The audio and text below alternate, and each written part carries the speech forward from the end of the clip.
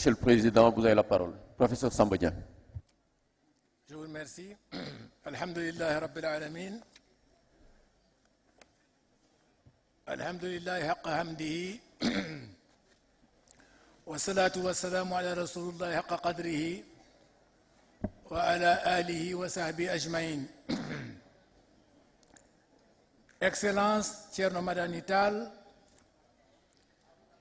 Messieurs les ministres, Messieurs les députés, honorables députés, honorables Mansour Sy Djamil et chers amis,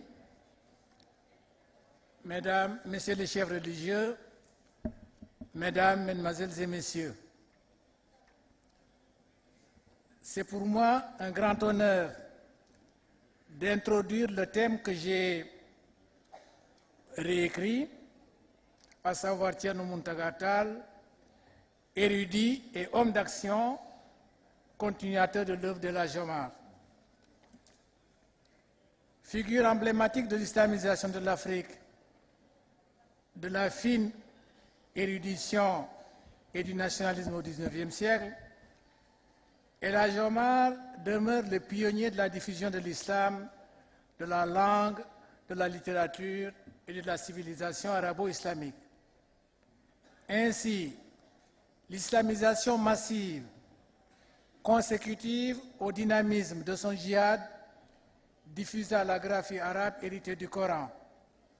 Son djihad imprima une marque indélébile au Soudan occidental dont il transforma la physionomie durablement. Pour rendre justice à l'action multiple et multiforme de Cheikh El Hadj Omar, nous nous proposons ici de rappeler sommairement les principales phases de sa vie et de son action. Dans la deuxième partie de cet exposé, nous essaierons de montrer l'extraordinaire continuité entre Thierno Mountaga Tall et El Hadj Omar. Il s'agit du vécu d'un même message dans des conditions différentes. Black and beautiful, je suis noir et beau, non, il ne dit pas ça, il dit que les hommes blancs de bon sens m'excusent. Je ne recours à la satire que parce que j'y suis contraint. Et chez nous, dans le tout noir que nous soyons, nous sommes encore une fois pleins de bon sens et l'art de la grossièreté n'est cultivé que par les bouffons. Alors c'est ainsi donc que toute cette communauté kérote reconnut encore une fois la supériorité de l'Hadj Omar.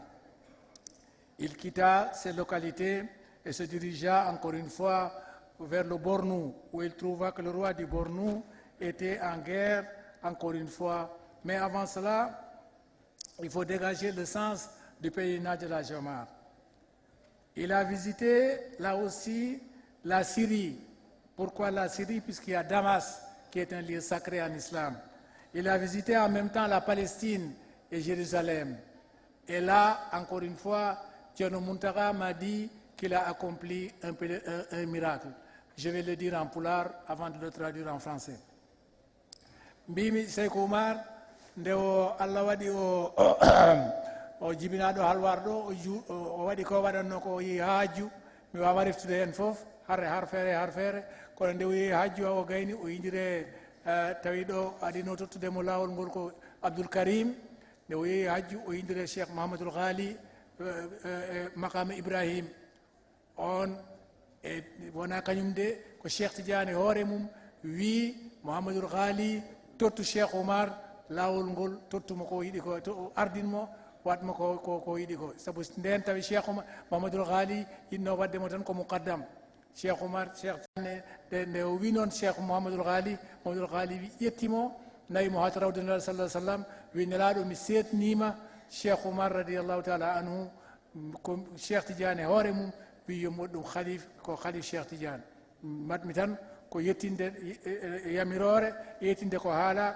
kono wona min ko Cheikh Tidiane hoore mum nden serigne Abdoul Aziz Sy na wiyatno Cheikh Oumar bu yaro mone Cheikh Tidiane mone Mouhamadoul Ghali moy sëriñam wante bu ko neexee mone Cheikh Tidiane moy sëriñam noon nde wonde Cheikh Mouhamadoul Ghali duuɓi tati nde duuɓi tati ɗi timmi Cheikh Thierno Mountaga wi kam o yehi ha Cham o yehi kadi ha baytul maqdis o wi toon ko aljuma wonno no ñalawma hande ni ɗum waɗi bimmami haal ɗum e pular nde o yetti o yi no wetno kadi ceerno wi o ari subaka law fajiri ɓe jiimo kanko tan ko ɓaleejo omo wonde woɗeɓe o wi ɓe mbi yoɓe noddin ɓe noddini fajiri ɓe mbi yo ardo Cheikh Oumar ardi ceerno wi kam o wi nde o gayni nde o salmini ceerno wi ɓe mbi yoɓe noddini pour aljuma o wi wona mazhab mali ɓe mbaɗi on zamanu ko mazhabuji goɗɗi ɓe gaddi Cheikh Oumar o wi nde ɓe noddini ceerno wi no wetno kadi wona Allah nodda de ko Oumar nodda o ummi o waɗi noon o andi ko juma ɓe noddini o waɗi fatihatul kitab o waɗi no wetno kadi alif lam mim zalikal kitab eyyi nde 3 heures yettoyto walla takko tisubar nde yettoyto tawi muhtar o tawi o yettima e o gayni o samay wa tariq ɗum woni darde aɗan nde darde ɗimmere nde henna o addi fatihatul kitab sabbisma rabbika fayi less ɗum woni darde ɗimmere nde henna o wi ñanden ko ɗen o julni donc je disais que il a accompli un miracle ou il a pris un défi. C'est le défi est le suivant, c'est-à-dire que il fallait les Kérot, les gens de Jérusalem l'ont éprouvé, et là ils l'ont demandé de diriger à la fois la prière du Fajr et la prière du vendredi, et Cheikh Omar s'est acquitté parfaitement de ces deux tâches. Alors, donc de l'université du Caire, il va au Bornou, et au Bornou, il y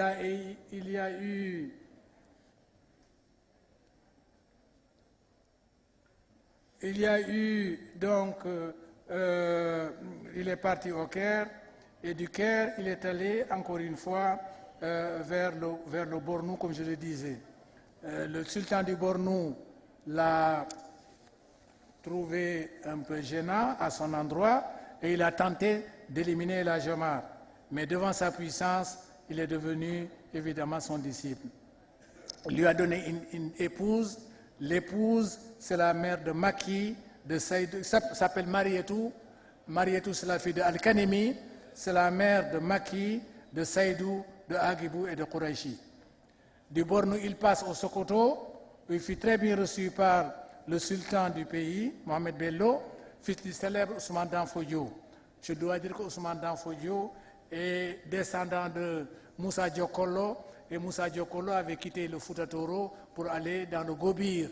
Et c'est cela, évidemment, l'émirat du Bornou, c'est de Dem. Il s'établit au Sokoto donc pendant 7 ans, et Mohamed Bello, qui était Qadri, va devenir son disciple et va encore une fois lui donner une fille, n'est-ce pas, qui sera Mariam. Ce sera encore une fois la mère de Habibou et de Mohamedou Nour. Habibou régna à Dingirai et Mohamedou Nour fut le père de Cheikh Piankoni Alaï Seydou Nouroutal. Quant à sa première épouse, Aïcha, dite Nene Satoura, fille d'Alpha Mahmoudou Nema, fut la mère de son premier garçon Ahmadou, surnommé l'Arabe, qui régna à Ségou, à Nyoro et à Bandiagara. La quatrième, Batouli Hausa, fut la mère de Hadi, de Muntaga et de Hamidou. Muntaga régna à Nyoro. Pour vous dire donc que la Jomar était un homme sunnite, était, n'est-ce pas, un homme respecté de la charia. À partir de ce moment, donc de 1834, la vie de la Jomar connaîtra 2 phases. Une première phase qui va être théorique. Il est venu évidemment avec 2 ouvrages, mais de 34 à 49, il va beaucoup réfléchir, il va beaucoup écrire, il va beaucoup voyager. Et de 1849 à 1864, ce sera évidemment la vie active, le djihad. La première œuvre écrite qu'il va donc, El Hadj Omar était un homme extraordinaire, il ne restait jamais les bras croisés et il était à la fois écrivain et en même temps il était encore une fois un homme de réflexion. À l'âge disparu à l'âge de 70 ans, El Hadj a commencé son apostolat à l'âge de 40 ans, à l'instar du prophète de l'islam. Il a d'ailleurs voulu comparer sa vie à celle du prophète. El Hadj Omar ne voulait que vivre selon le modèle du prophète Mohammed sallallahu alayhi wa sallam. Il a d'ailleurs voulu comparer sa vie à la vie du prophète. Et il ne s'est jamais pris pour un prophète. Évidemment, il y a que Dikoudré a mis El Hadj Omar, le prophète armé. Faidherbe a tout dit pour dire que El Hadj Omar était un prophète. Absolument pas. Il ne s'est jamais pris pour un prophète. Il s'est toujours pris pour un saint. Et il dit dans le Rima, le saint dans sa communauté est comparable au prophète dans la sienne. Suivre le saint, c'est suivre le prophète.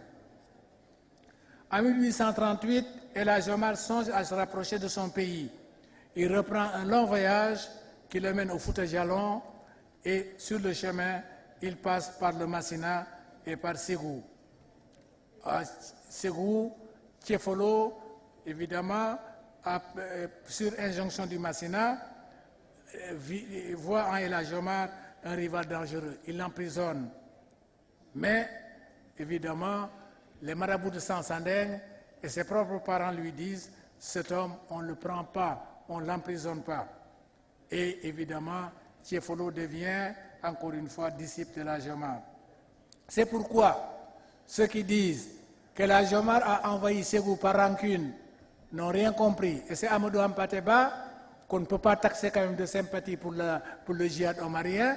C'est ce même Amadou Hampâté-Bâ qui dit lui-même qu'effectivement, en quittant Ségou, Cheikh Omar a laissé un disciple. Tiefolo était son élève et non plus son ennemi. Quoi qu'il en soit, il va au Fouta Djallon. Et là aussi, ça peut faire l'objet d'une conférence. Au Fouta Djallon, il a rencontré Thierno Samba Mombeya, Thierno Sadou Dalin, et il a rencontré Thierno Sununu Massi. Thierno Samba Mombeya a été récalcitrant par rapport à El Hadj Omar, mais il l'a regretté. Thierno Sadou Dalin lui a posé plus de 1000 questions auxquelles Cheikh Omar a répondu et Thierno Sadou est devenu son élève et son disciple. Alors, donc, Almami Oumar, dès que Cheikh Omar est arrivé, il a pris l'ombrage parce qu'il a appris que Cheikh Omar était un saint et que personne ne pouvait rester tranquille. Tout le monde suivait Cheikh Omar. Et il avait peur que le Fouta Djallon suive Cheikh Omar. Alors Thierno Almami Oumar, dès que Cheikh Omar arrive, marque sa distance. Cheikh Omar lui dit Tokara, Tokara, Tokara 3 fois en poulard. Il lui dit, il ne répond pas. Et à la troisième appellation de Tokara, Almami Oumar dit Bismillah ma kono Almami ala Tokara. Autrement dit, il marquait son territoire d'homme de pouvoir par rapport à Cheikh Omar. Mais évidemment, c'est très long. Il va lui donner, il va lui donner en réalité, c'est un cadeau empoisonné pour lui, puisqu'il va lui dire d'aller à Djegunko. Or Djegunko, c'était à côté, encore une fois, du pouvoir Djalonké, c'est-à-dire donc un pouvoir qui était extrêmement répressif. Cheikh Omar ira à Djegunko en 1840 et de 40 à 46, il va terminer là, encore une fois, son ouvrage maîtresse qui est le Kitab al-Rima. Cheikh Omar va par conséquent là aussi se comparer. En 46, il va au Fouta Toro et à Donnaï, il est reçu par Kay. Donc, il a rencontré les Européens, il va les rencontrer 3 fois. D'abord à Kay, à Donnaï. Kay lui dit, qui était le représentant, plutôt l'intérim, qui assurait l'intérim du gouverneur de Gramont, qui était en congé en France.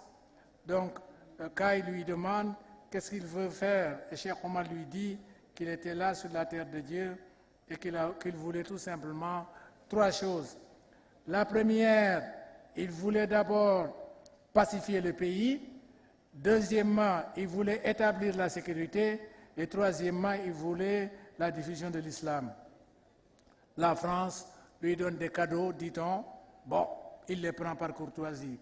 Mais, encore une fois, c'est une des dates les plus sûres que nous avons de El Hadj Omar. C'est la rencontre de El Hadj Omar et Kay en 1846 à Donnaï, donc sur la route de Halwar. Il va à Halwar et ensuite, il va dans tout le Fouta demander aux habitants du Fouta d'émigrer et évidemment d'aller suivre encore une fois, d'aller suivre la voie du djihad et de se mettre sur les pas du prophète Mohammed sallallahu alayhi wa sallam. Au retour, là aussi, l'Almami Omar a peur et dit à Cheikh Omar qu'il lui refuse encore une fois de passer par le Fouta Djallon. Et Cheikh Omar dit à Almami Omar, moi je suis un homme, une créature de Dieu et je marche sur la terre de Dieu. Alors si tu as une terre, tu la prends et moi je vais marcher sur la terre de Dieu. Donc il a fini par regagner Djegunko et de Djegunko en 1849, 48 plus exactement, 48-49, il va à Dingirai et ce sera encore une fois sa première capitale. Et comme je disais tantôt, il s'est voulu toujours un sunnite et il a voulu toujours marcher sur les pas des prophètes. Et les gens qui l'ont suivi du Fouta Toro ont été appelés les Muhajiroun et les gens qui sont venus le trouver à Alwar, on les appelait les Ansar, autrement dit les émigrés et en même temps les alliés. À Dinguiraï, il construit une mosquée, comme toujours, et une forteresse et se prépare à la guerre. Il ne dispose en ce moment que de 700 fusils. Mais encore une fois, le pèlerinage de la Jomar a été un événement capital puisqu'il lui a permis encore une fois de raffermir son zèle. De même, El Jomar ne voulait pas au départ, encore une fois, diffuser l'islam par les armes. Absolument pas. Il était simplement sur un point défensif. Il a été attaqué par le roi Yimbasako. Et là, il dit qu'il a pris, encore une fois, il a pris fait et cause dans le Coran. Dieu disant dans le Coran, permission est donnée de combattre à ceux qui combattent pour ceux qui ont été lésés. En vérité, Allah a pleine puissance pour les secourir. Blacher, Coran 22-39. Alors, les premières attaques, évidemment, c'est vers de Yimbasako et le roi du Ménien.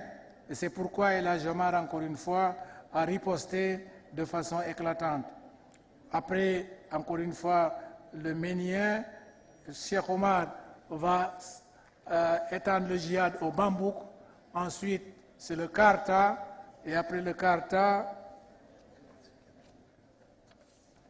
et ensuite, c'est le Karta. Et le Karta ne sera complètement maîtrisé qu'après 5 années de lutte.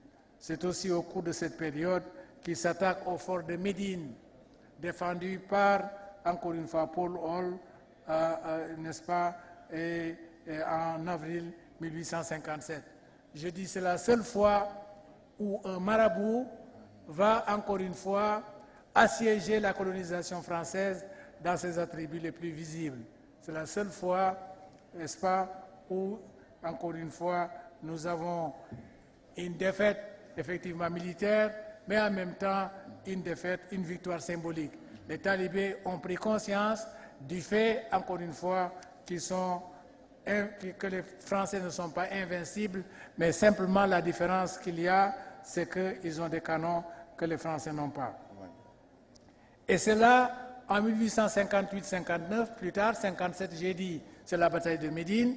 58-59, El Jomar revient au Fouta Toro, puisqu'encore une fois, le Karta n'est pas très bien soumis, et il revient au Fouta Toro, c'est le deuxième fergo où il passe la saison des pluies à Horefondé, avant évidemment de regagner Nioro avec un fort contingent, encore une fois, de toute couleur. Ensuite, après la bataille après le Karta, c'est Ouaitela, où toute la puissance de Ségou va encore une fois défier El Jomar sous la conduite de Tata, le fils de Ali Diara. El Jomar va encore une fois vaincre. Et ensuite, c'est le Massina, à Tchayawal, Cheikh Omar, là aussi, aura une victoire éclatante. Et comme il fait l'histoire, il a pu à la fois, Alpha Omar a pu rattraper Ali, Amadou, et Ali a été rattrapé aussi par toujours le même Alpha Omar. Et ils furent tous jugés. En gros, ce qu'on peut dire, c'est que donc Cheikh Omar a islamisé l'Afrique. Il a encore une fois diffusé le Wid Tijani et il a, par sa famille, comme on le rappelait ce matin, n'est-ce pas, essaimé une sorte de union africaine bien avant la lettre ou d'unité africaine bien avant la lettre. Alors, donc, il va connaître un grand empire avec, encore une fois, un succès éclatant, allant des rives du Sénégal jusqu'à Tombouctou. Puis, mais malheureusement, évidemment, ce succès, cet apogée ne sera que de courte durée. En 1863, encore une fois, les Peuls se révoltent, avec aidé par Sid Ahmed el-Bekaï ou de Sidia, et ce sera la fin, évidemment, de la vie combattante du Cheikh, qui disparaît dans les forêts de Bandiagara en février 1864. C'était aussi un vendredi. Alors, les Français occupent le pays et Amadou de Lamdjoulbe refuse encore une fois toute forme de collaboration et continue la lutte avec Albouri Ndiaye qui a quitté le Jolof pour l'aider. Et Lamdjoulbe mourra plus tard en 1898 à Maïkoulki, au pays de sa mère. De même, Alpha Hajimi, un frère de Tidjani, va encore lui aussi, encore une fois, aller à la Mecque et ce sera une renaissance du savoir de la Jomar. De même, Agibou sera fait encore une fois chef à Dingirai. Voilà en gros ce qu'il faut retenir sur ce parcours.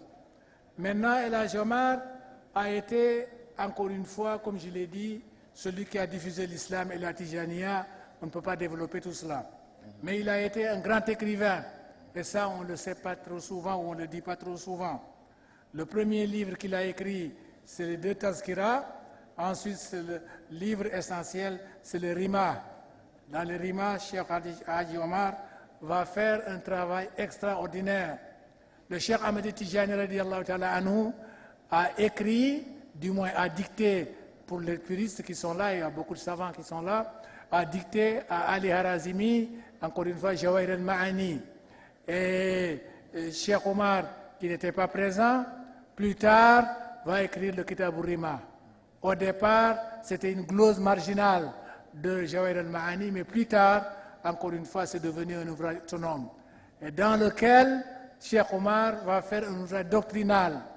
Si vous voulez connaître Cheikh Tidjane, sa biographie, sa vie, ses zikrs et ses disciples, il faut lire Jawahir al-Ma'ani. Mais si vous voulez connaître la Tijaniya, il faut lire Rima. Et ça, c'est un des miracles de Cheikh Al-Hadji Omar radiallahu anhu. Que d'écrire un livre qui va clarifier, encore une fois, les règles de cette Tijaniya. Alors, il va, par conséquent, s'appuyer sur l'orthodoxie, Cheikh Omar, sur le Coran, sur le Hadith. Il va donc mettre, par cet ouvrage, les règles de la voie Tijaniya à ses contemporains. Il est temps de voir maintenant comment cet héritage a été vécu de façon continue par Thierno Muntaga. Je dois dire que c'est donc l'occasion d'aborder la deuxième partie, qui sera aussi sommaire et très résumée. S'agissant de Thierno Muntaga, fils de Ahmad Muntaga, Cheikh Omar et de Sokhna Salamata Diop, Thierno Muntaga naquit vers 1914 à Bogué, en Mauritanie. C'est dans ce cadre de ferveur religieuse et d'amour de la science qu'il fréquenta d'abord l'école coranique tenue par son père. Celui-ci confia par la suite, ayant vite détecté sa soif de savoir, à un grand érudit, le confia à un grand érudit de l'époque, Thierno Abdadia de Aïrelau, vers 1920. Thierno Muntaga y resta 5 ans à apprendre le Coran. Par la suite, il quitte Aïrelau pour Diatar, où il se rendit chez son marabout, Thierno Hamidou Sy, dont il fréquenta l'école pendant 10 ans jusqu'à la mort de ce marabout. Thierno Muntaka retourna à Haïré Lao, près de Thierno Mamadou Zeynoudine Ba. Il mit à profit les 6 années qu'il y resta en approfondissant l'étude du Coran, de la charia et des sciences arabo-islamiques. Il rentra alors chez lui à Bogué et commença à enseigner. Son école coranique sera très vite achalandée et sa renommée d'érudit draina des foules auprès de lui, d'autant plus qu'il avait maîtrisé les sciences enseignées dans les foyers du Fouta Toro. Mais la vie de Thierno Muntaka va changer. Vers 1945, après la fin de la guerre, Thierno Muntaka doit quitter Bogué pour Dakar, sur injonction de son oncle, El Hadji Seydou Nourou Tall, grand marabout de l'AOF. À partir de cette date, des liens très étroits réunissent les deux hommes jusqu'à la disparition du vénéré Seydou Nourou Tall en janvier 1980. Thierno Muntaka sera le neveu, l'ami, le confident du saint homme. Quant à son œuvre, il convient d'indiquer que, plus attaché à la charia et au soufisme, Thierno Muntaka était très peu porté à la politique, surtout à sa version politicienne. Pour autant, il participa à la vie de la cité et partageait les joies et misères de ses contemporains. Il mettait cependant le savoir au centre de ses préoccupations. Sa maison de la Médina était dominée par son école coranique où il enseigna les différentes disciplines coraniques et théologiques jusqu'aux derniers instants de sa vie. Il écrivit plusieurs ouvrages dont la plupart restent manuscrits. Il publia son chef-d'œuvre Les Perles rares chez Al-Bouraq en 2004. Il s'agit d'une biographie monumentale consacrée à son aïeul Cheikh Omar, fruit d'une quarantaine d'années de recherche érudite et de rédaction appliquée. Je reviendrai là-dessus. Érudit, homme d'action et soufi sunnite, Thierno Muntaka organisa à Dakar son premier mawlud en 1947 chez Thierno Baba Ndiaye à la Médina, avec quelques disciples et amis. Il transféra plus tard cette cérémonie chez lui, puis à Halwar, au quartier Fas. Il édifiera plus tard un mausolée en l'honneur de son oncle, El Hadji Seydou Nourou Tall, après que le terrain lui fut attribué en 1980. Toujours poussé par une ferveur religieuse sans borne, il prit l'initiative de construire la grande mosquée omarienne. Parmi ses multiples actions, il convient de citer son implication directe dans le conflit sénégalo-mauritanien, frontalier avec la Gambie, le conflit casamancé, l'affaire des policiers radiés, les crises scolaires et les grèves des syndicalistes. Thierno a défendu les faibles et surtout les Halpularen lésés dans leurs droits. Devenu calife donc de la Oumaria après la mort de son oncle Thierno Seydou Nourou, survenu le 25 janvier 1980, Thierno Muntaka prit la succession. Il obtint en 1994 des microfilms, des pièces du fonds Archina de la Bibliothèque nationale.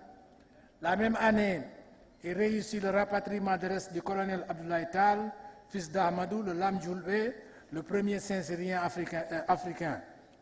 Toujours sur la même lancée, infatigable et débordant de dynamisme, Thierno Muntaka organisa, en coopération avec les autorités étatiques, le bicentenaire de la naissance de la Jomar en 1998. Le colloque international, qui en fut l'événement majeur, connut un succès total et fut édité en version bilingue français et arabe par l'Institut des études africaines de Rabat en 2001. Le musée des armées françaises lui prêta aussi le sabre de la Jomar qui fut exposé durant toute la cérémonie. Pour avoir eu l'insigne honneur d'être le rapporteur général, le coordonnateur et l'éditeur des actes du colloque, je puis témoigner que j'ai vécu des moments palpitants de bonheur partagé entre le regretté Khalif El Hadji Abdoul Aziz Sy Dabakh, le président Abdou Diouf, autour de Thierno Muntaka Tall.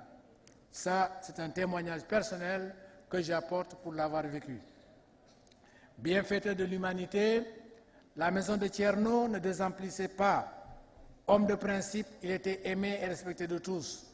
Toujours sobrement vêtu, de blanc en général, il consacrait son temps entre l'enseignement, les démunis et de longs zikrs en tête à tête avec son Créateur. Il inspirait la crainte de Dieu. Il quitta ce bas monde en 2007, laissant sa succession à son fils Thierno Madani Muntaka. Celui-ci, Thierno Madani, fructifie et continue admirablement l'œuvre de son illustre père dont il illustre le khalifa dans un contexte, il est vrai, de crise et de massification. Toutefois, les qualités intellectuelles et morales de Thierno Madani le prédisposent à sa responsabilité, d'autant plus qu'il bénéficie à ce titre du soutien des membres de la famille de Thierno Muntaka, de ses amis, de ses disciples et de toute la communauté oumarienne. Comment maintenant cette vie de Thierno Muntaka continue-t-elle la vie de Cheikh Oumar? Ayant compris au plus haut point qu'El Hadj Omar constitue la source d'inspiration et la référence crédible, Thierno Muntaka inscrivit son action, sa vie durant, autour de ce pôle.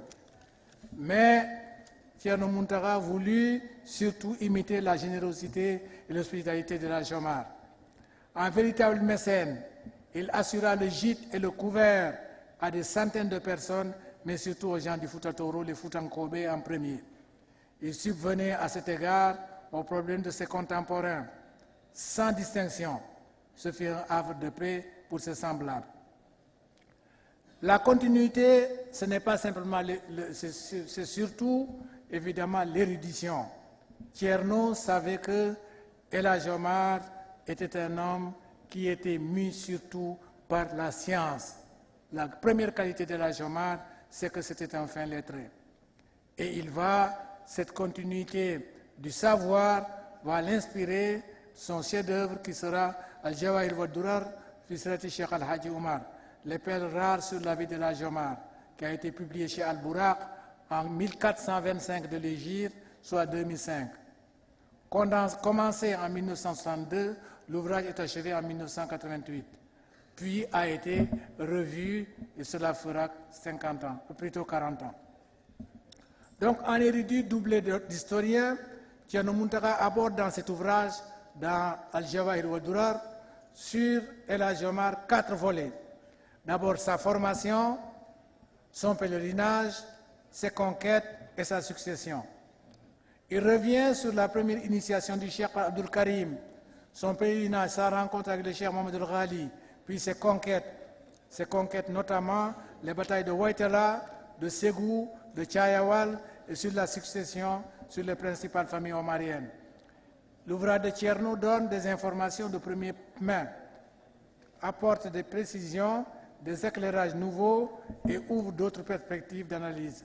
L'ouvrage reste une contribution décisive aux études omariennes. Il convient de préciser à ce niveau, en considérant le chef-d'œuvre de l'El Hadj Omar et la biographie omarienne par Thierno Muntaka, que la continuité se joue aussi au plan symbolique dans la longue durée.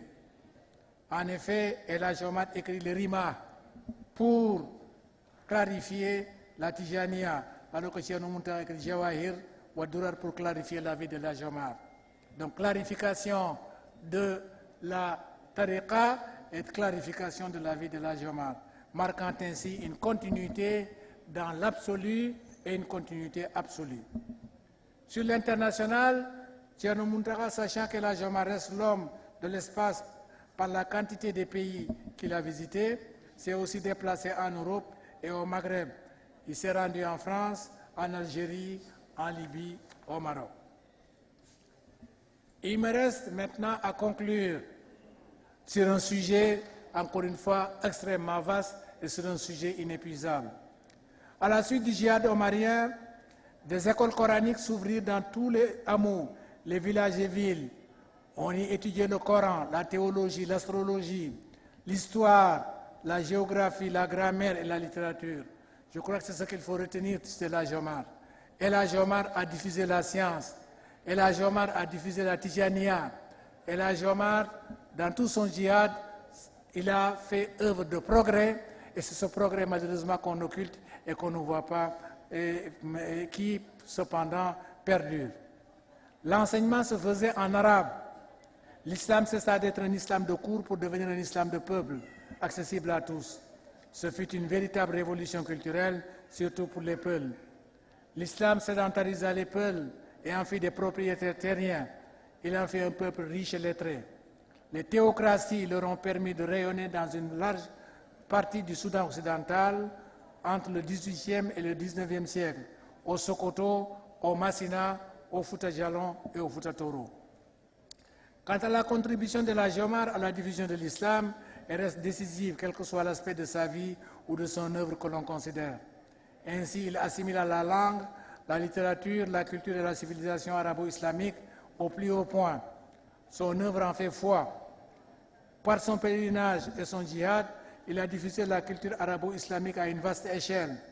Ainsi, ses mosquées, ses écrits, ses disciples constituent des témoignages éternels de son action unique d'islamisation massive, de propagation de la Tijaniya, de lutte antinationale, anticoloniale, de diffusion intensive et extensive de la graphie arabe. À ce titre et à bien des égards, il reste l'unique modèle du soufi sunnite djihadiste, de l'érudit homme d'action, de l'écrivain de génie dont la plume pondait du diamant. Pionnier de l'intégration africaine, il fédère aussi toutes les familles tijanes en Afrique subsaharienne. Cheikh Al-Haji Omar, Alpha Mayoro Wele, Cheikh Al-Haji Malik Sy radiallahu anhu, Cheikh Al-Haji Omar, Alhaji Abdoulaye Niass, Alhaji Ibrahima Niass, Abdou Khalifa Niass, Cheikh Al-Haji Omar, Alpha Mayoro, Cheikh Sidi Haji Malik, Thierno Ahmad Baro, Alhaji Mohamed Saïd Ba. Toutes les grandes familles religieuses donc, sont fédérées par Cheikh Omar radiallahu anhu, qui le compte d'ailleurs dans le silsila. Quant à Thierno Muntaga, marchant sur le traces de son aïeul, il s'est assuré une perspective de continuité du modèle omarien par la maîtrise de la science arabo-islamique, l'enseignement, la conversion à l'islam, la construction de mosquées et de mausolées, la rédaction et l'édition d'ouvrages. Thierno Muntaga incarna assurément, enfin à la fois et tour à tour, la grandeur de la Jomar, sa luminosité du fin lettré et la générosité du saint. Sa vie et son œuvre se sont alors inscrites admirablement dans une dynamique de continuité de la vie et de l'œuvre de Cheikh Omar. Ainsi, malgré des contextes différents, il a essayé de reproduire à une autre échelle le cadre omarien d'érudition, de sainteté, de nationalisme, mais surtout d'hospitalité sur fond de générosité active. En définitive, Thierno Muntaga Tall reste un homme bon et nous incite à la bonté dans tous les sens de ce terme, ô combien polysémique. Je vous remercie de votre attention. Merci beaucoup, professeur, pour nous avoir gratifié de ce cours ex cathedra. Dans une première partie, il nous a montré la trajectoire d'El Hadj Omar, là où il est né, là où il a été formé, comment les conditions dans lesquelles il est allé à la Mecque, et ce qui s'est passé quand il est allé à la Mecque, quand il est allé en Égypte, également ce qui s'est passé là-bas. Et il a raconté ce moment épique à l'université d'Azhar, lorsqu'ils l'ont plus ou moins négligé, mais quand ils ont vu l'immensité de son savoir, les gens du Caire d'Azhar lui ont demandé ban góor ban nit bu góor moo jur borom xam-xam bi mu ne leen laaj leen ma ban jigéen moo jur borom xam-xam bi waaw ban jigéen. C'est une leçon fondamentale qu'on doit donner à l'ensemble des féministes. El Hadj Omar bi ñu ko laajee ban góor moo la jur dafa ne laaj leen ma ban jigéen moo ma jur waaw. Dans une deuxième partie, il nous a montré le rôle éminent que Thierno Muntaga a joué pour la défense et l'illustration de l'héritage omarien. Et li gën jafe ci àdduna mooy nga nekk waliyu sa doom nekk waliyu moo gën jafe. Même soo dul waliyu sax nga nekk un professeur de mathématiques bëgg sa doom nekk un professeur de mathématiques. Il y a des difficultés énormes. Mais dafa am lu nga xam ni sëriñ su fii ci Sénégal yàlla defar na leen ko. La famille oumarienne, la famille d'El Hadj Malick, la famille de Sëñ Touba ay waliyu lañu waaye seen doom yi itam ñi nu bàyyi gannaaw ay waliyu lañu. parce que Moussa da wa qala Moussa li akhi Haroun ukhlufni fi qawmi la Moussa wax rakkam Haroun gis nga aaya boobu mag ñi génne nañ si benn tur yàlla wu nga xam ne bi soo dee dem nga bëgg sa ay njaboot tënku si li nga tënku woon tur woowu ak lim bi yépp su ngeen xoolee rimaax tur woowu waa ngi si lim bi tam mi ngi si biir rimaax donc ñoom loolu la ñu wérd loolu la ñu jàng moo tax bi nu demee itam ñi nu bàyyi gannaaw desewunu puso bi mu réer coono ma daan ni desewoo puso bi mu réer waaw ndaxte lii nga organiser sa gannaaw bàyyi mënoon na ñàkk waaye teg sa tànk fi nga xam ni fa la Thierno Mountaga tegoon tànkam moo jur lii tey moo tax ñun dañu sawar si ñëw fii dañu sawar si jàppale la monsieur le professeur ñu ngi lay sant di la gërëm wolof dafa wax ni soo amee sa fas na nga ko dénk ku xam fas bu ko dénk sa xarit ndax soo ko dénkee sa xarit te sa xarit xamul fas wi dana dee si loxoom dafa mel ne conférence bi mun nu ko woon dénk keneen ku dul Samba Diagne ñu ngi lay sant di la gërëm. Maintenant nous avons des contraintes de temps. Il nous reste 10 minutes et pour pouvoir bénéficier de son texte, de sa conférence, j'aurais proposé à l'association de poster ça sur le net. Je vais prendre et de créer un site où il y aura une discussion parce que doy la wuñu si moom li nu mën wax si El Hadj Oumar suñ doon wax ba ëllëg sax du jeex kon nag ñu bëgg rek si vous me permettez, laisse-moi présider débat du am. Est-ce que je peux prendre une ou deux parce qu'il y a madame là-bas qui insiste pour parler. Madame, comme tudd nañu soxna Aïcha El Hadj Oumar ne li mu nekk ndeyam mokka may kon ñu jox jigéen bi rek mu barkeel mu léemul jataay bi. Vous avez la parole. Plus facile de couper un atome que de déconstruire un stéréotype. Il est important de s'atteler de façon patiente et méthodique à déconstruire cette image négative développée sur les musulmans d'aujourd'hui. Mais il faudra que la communauté musulmane procède à une critique objective de ses attitudes et comportements de ses membres et qu'elle fouille dans son histoire pour voir les modèles, des exemples et des visions. C'est dans cette perspective qu'en ce 10e anniversaire de la disparition de Feu Thierno Mountaga Tall, mon oncle, que je me propose de revisiter la question femmes et islam très rapidement, bien entendu, Monsieur le Président de séance. Vous avez 2 minutes. Les hommes ont parlé pendant tout le temps. Laissez-nous 5 minutes aux femmes, Monsieur le Président de séance. Je disais, quand mon oncle Thierno Mountaga a disparu, que Thierno Mountaga est une mère paternelle, un homme aimant et affectueux, un être plein d'attention et apaisant telle une mère.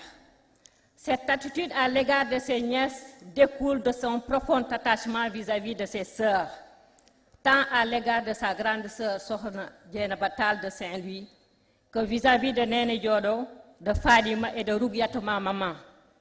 Il avait l'affection et le respect et la confiance. Aussi khalife et homme qu'il soit, il acceptait l'autorité de sa grande sœur, la grande royale Sokhna Dieynaba Tall. Quand elle élevait la voix, il baissait les yeux. Lorsqu'elle parlait, il écoutait. Semble-t-il qu'un jour, face à un problème très difficile, il avait soupiré. Depuis que mes sœurs ont quitté la vie, je suis seule.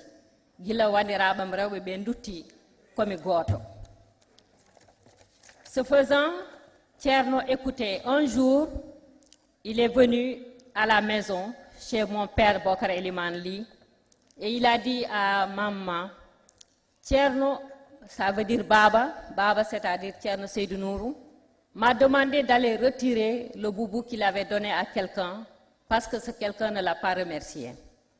Alors ma maman, par le nom qu'il lui disait, Sileymani, mais va donner le billet du taxi à ce monsieur et qu'il aille rapidement. Ce qui fut fait. Et le monsieur arriva chez Thierno Seydou Nourou et lui dit, Thierno, j'étais tellement content de recevoir un boubou de votre part que j'ai oublié de vous dire merci. Alors, comme vous le savez, le Thierno Seydou Nourou dit le bon numéro. Et Thierno Seydou ne sut jamais quelle stratégie féminine avait été mise en œuvre. Ça veut dire que Thierno Mountaga, devant des problèmes, se retournait vers les femmes. Il demandait conseil à ses sœurs, à ses épouses, à ses filles et même à ses petites filles. Chacune d'elles avait l'impression d'être son préféré. Cependant, il ne faisait qu'agir qu'à l'instar de son père, Thierno Seydou Nourou Tall, qui avait coutume de demander qu'est-ce qu'en pensent les femmes, ou de convoquer un conseil de femmes ou leur leader. Cette ligne de conduite de respect, de confiance aux femmes, Thierno Mountaga le tient de ses parents, Ahmadou Mountaga et Thierno Seydou, qui eux-mêmes le tiennent de leur ancêtre Cheikh Omar Foutiyou, qui, comme tout le monde le sait, chantait inlassablement les louanges de sa mère. Et Thierno Seydou Nourou Tall, je vais conclure, Monsieur le Président, Thierno Seydou Nourou, Cheikh Omar Tall le tient du prophète Mohammed sallallahu alayhi wa sallam, qui, quand il est arrivé en Arabie, trouvait qu'il n'y avait aucun respect pour les femmes, on enterrait même les petites filles, et il a légiféré là-dessus. C'est-à-dire que cette vision omarienne de la femme, du respect de la femme, que Thierno Mountaga pratiquait, il le tenait de son père, Thierno Seydou Nourou, de leur ancêtre Cheikh Omar Foutiyou, et cette voie qu'il a tracée, c'est la voie que Thierno Madani Tall continue. Puisse cette vision omarienne fleurir et projeter la paix sur le monde musulman et sur la paix. Je vous remercie.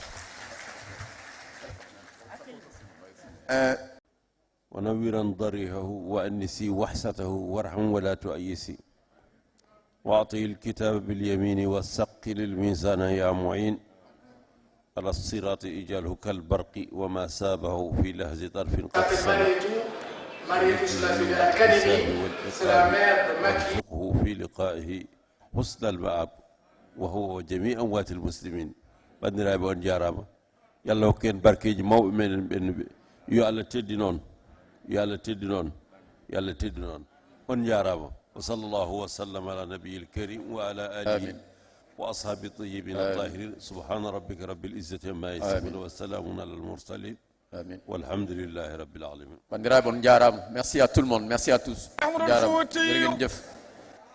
Mouhamadoul Mansour Sy borom daara ji o wi Ceerno Mountaga أعمده خلقا أعمده خلقا فأفعاله كالقلب قد وافقا دبقا إنن فنبديني مولين Ceerno Mountaga كان كونه حفيد أمير المؤمنين فمنتقى وشيمته حسنا ومنظره أرقى Ceerno Mountaga سلالة بيت للولاية آنقت درايتها وبابها لا يرى غلقا محمد المنصور Sy أو برم دارجي كان كبي Ceerno Mountaga مسائيه في شرق البلاد وغربها كشمس الدهان أمت أشيئتها خلقا إنن فنبديني مولين Ceerno Mountaga أحمد Mountaga Cheikh Oumar Foutiyou كان كونه ملاذ اليتامى والأرامل جملة يسوي صفوف المسلمين فما أبقى Ceerno Mountaga ويفدي نفوسا أرهقت قد تساقدت أمام صروف الدهر ينفي لها القلقى Ceerno Mountaga فمعواه معوى الواردين لربهم كوالده والجد سلكا هوى نسقا Ceerno Mountaga Mouhamadoul Mountaga منفوت مودنه وفضله عم بلدانا وغارات Ceerno Mountaga إذا تباهى فهول الناس بالحسب آباؤه الغر Ceerno Mountaga ويدعي كل تلميذ بعالمه أشياخه قمم عول الإجازات Ceerno Mountaga فقها أصولا بلاغة كذا لغة وسيرة المصطفى تفسير آيات Ceerno Mountaga فشيخه حامد الجاتار مفخرة